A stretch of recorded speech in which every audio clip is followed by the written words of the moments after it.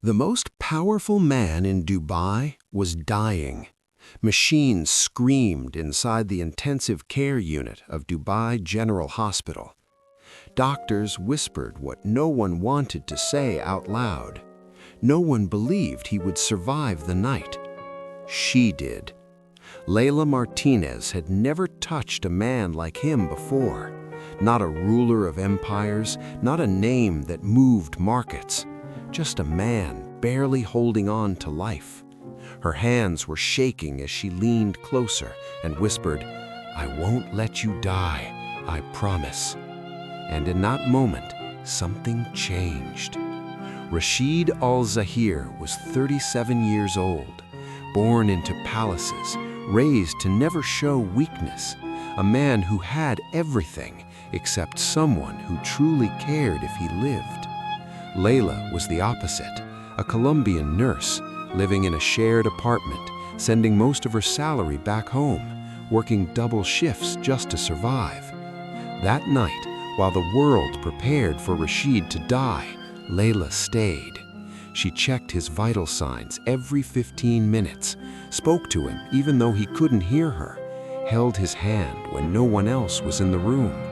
Not because he was powerful, but because he was human. When Rashid opened his eyes after emergency surgery, the first face he saw was not his family, not the doctors.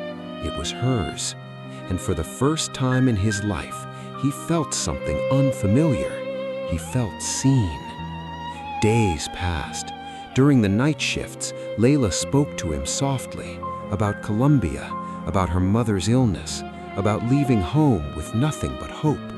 Rashid listened, not as a sheik, but as a man discovering how empty his life had been.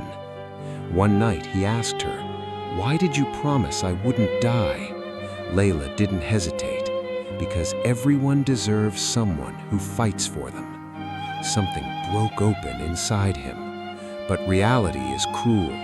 When Rashid was discharged from the hospital, he returned to marble offices, private drivers, and endless expectations. Leila returned to her uniform, her shared room, and her quiet loneliness. They were never meant to meet again. 3 weeks later, Rashid did something unthinkable. He waited outside the hospital, not as a ruler, not as a benefactor, just as a man who couldn't forget the woman who saved him. When Leila saw him after a 12-hour shift, she knew it was madness, but she walked toward him anyway. They didn't go to a luxury restaurant. They sat in a small cafe, plastic chairs, shawarma wrapped in paper, mint tea in tiny glasses, and they talked for hours about fear, about loneliness, about living lives chosen by others. Finally, Rashid said what he had never said before, "With you, I feel real." The scandal came quickly.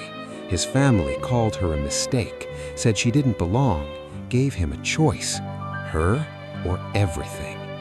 That night, Rashid went to Leila's tiny apartment and told her the truth.